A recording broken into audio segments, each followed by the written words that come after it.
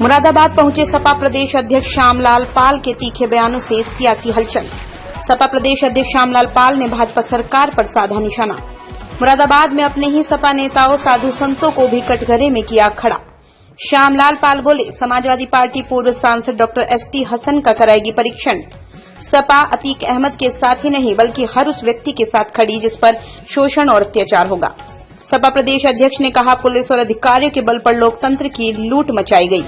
सपा प्रदेश अध्यक्ष ने विधायकों को चेतावनी दी कि जो विधायक सत्ता के दबाव में भाजपा का साथ देंगे उन पर सख्त कार्रवाई होगी। श्यामलाल पाल ने साधु संतों पर टिप्पणी करते हुए कहा, साधुओं की भी कोई कैटेगरी होती है। खबर मुरादाबाद से है, जहां समाजवादी पार्टी के प्रदेश अध्यक्ष श्यामलाल पाल ने पत्रकार वार्ता में बड़ा सियासी हमला बोला। सपा प्रदेश अध्यक्ष ने भाजपा सरकार व अपने ही सपा नेताओं साधु संतों को कटघरे में खड़ा किया। श्यामलाल पाल ने कहा, समाजवादी पार्टी पूर्व सांसद एसटी हसन का परीक्षण कराएगी। उसके बाद भी जो निर्णय होगा वही राष्ट्रीय अध्यक्ष अखिलेश यादव का निर्णय होगा। पूर्व सांसद पूजा पाल अतीक अहमद के मुद्दे पर कहा, सपा हमेशा शोषित और वंचितों के साथ खड़ी है। प्रदेश अध्यक्ष बोले, पूजा पाल के साथ सपा उस वक्त खड़ी थी जब कोई राजनीतिक दल उनके साथ नहीं था। अतीक अहमद के साथ ही नहीं, समाजवादी पार्टी हर उस व्यक्ति के साथ खड़ी है जिसके साथ शोषण और अत्याचार होगा। उन्होंने दावा किया कि इंडिया अलायंस का प्रत्याशी ही उपराष्ट्रपति का चुनाव जीतेगा। भाजपा सरकार पर हमला बोलते हुए कहा, 2024 के चुनाव परिणाम से यूपी सरकार बौखला गई है। उसका मानसिक संतुलन बिगड़ चुका है। कुंदरकी और मीरापुर उपचुनाव पर उन्होंने प्रशासन पर सीधा आरोप लगाया कि पुलिस और अधिकारियों के बल पर लोकतंत्र की लूट मचाई गई।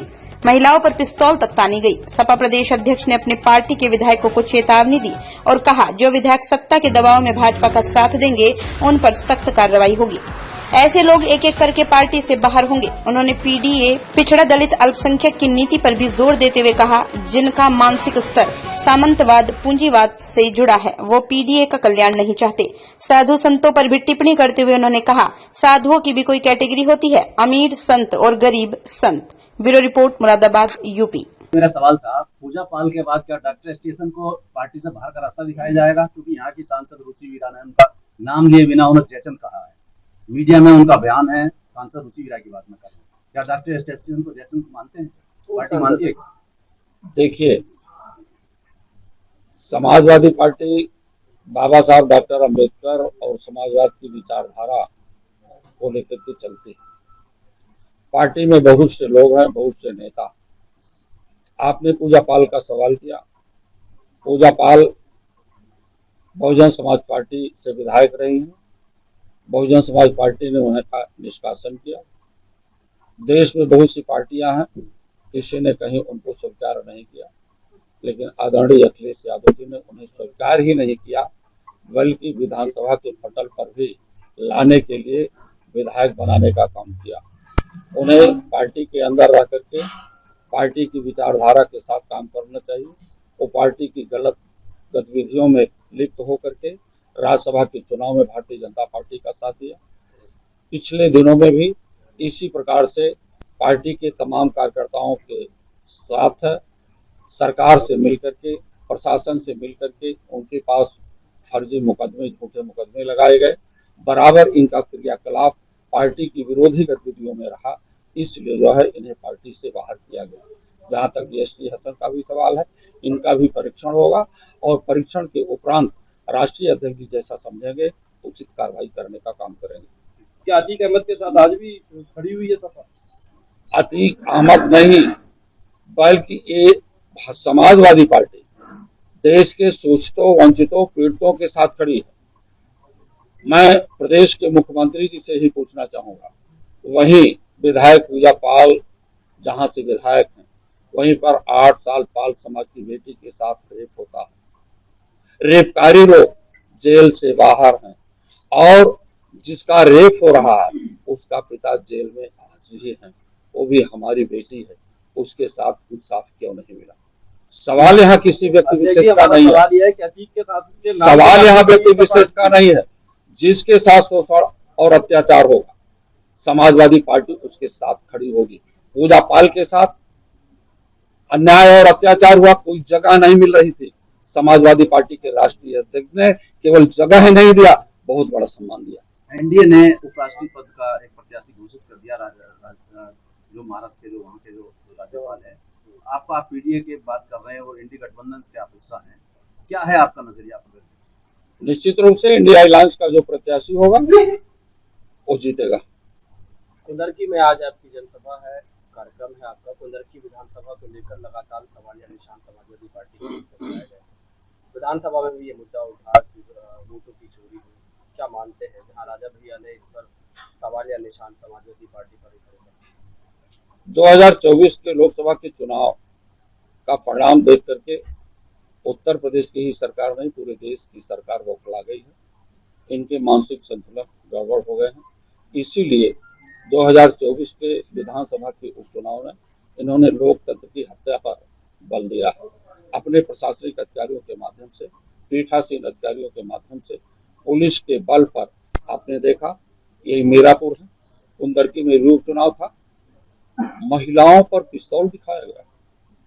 महिलाओं ने यह कह करके निकाल दिया कि पुलिस इंस्पेक्टर, आपकी इस पिस्तौल की गोली में ताकत नहीं है कि जो हमारी वोट को रोक ले। उन महिलाओं ने बढ़ चढ़ करके वोट दिया।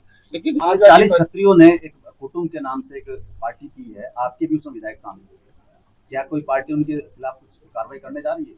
बिल्कुल कार्रवाई होगी। ऐसे लोगों को आप देखते रहिएगा, एक एक करके जो सामंतवाद और पूंजीवाद का साथ देंगे, ऐसी सरकार का साथ देंगे, एक एक करके सब लोग बाहर होंगे। क्या वजह है? आज भारतीय जनता पार्टी में जितने लोग हैं, एमएलए भी हैं और एमपी भी हैं और मिनिस्टर भी हैं। देख लो, भारतीय जनता पार्टी के थे और दूसरी पार्टी के थे।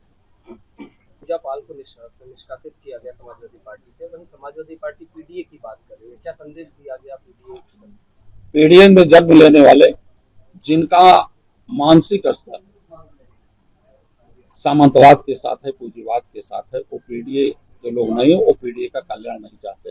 प्रदेश में आपको लगता है कि मतदाताओं का जब एक बात इलेक्शन होगा बिहार की तरह, तो क्या उसके लिए क्या कमर कसी है समाजवादी पार्टी ने? समाजवादी पार्टी ने पूरी कसर कसी है। आपने देखा कि इनके प्रशासनिक अधिकारी निर्वाचन आयोग में जाकर के अपना ज्ञापन देने के लिए भी रोका गया।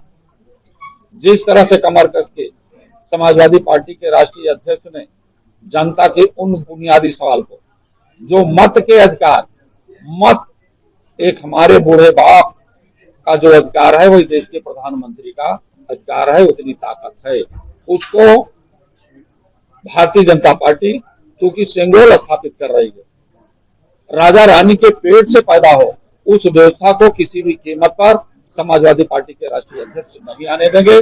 उसके लिए चाहे जितना संघर्ष करना पड़े, चाहे जो करना पड़े, उन बुनियादी सवालों को लेकर के वोट के अधिकार को जो बाबा साहब ने दिया है वो बरकरार रहे, तभी देश असली तरीके से स्वतंत्र रहेगा, लोकतंत्र बचा रहेगा। हाल ही में लगातार कहा जा रहा है कि जो पहले प्रेमानंद जी का बयान आया, उसके बाद और जो साधु संतों के समर्थन में आए, उनको ट्रोल करना शुरू कर दिया। क्या संतों के अपमान का लिए आप कुछ कहेंगे? क्या संतों के साथ तो सपा कहीं खड़ी हुई है?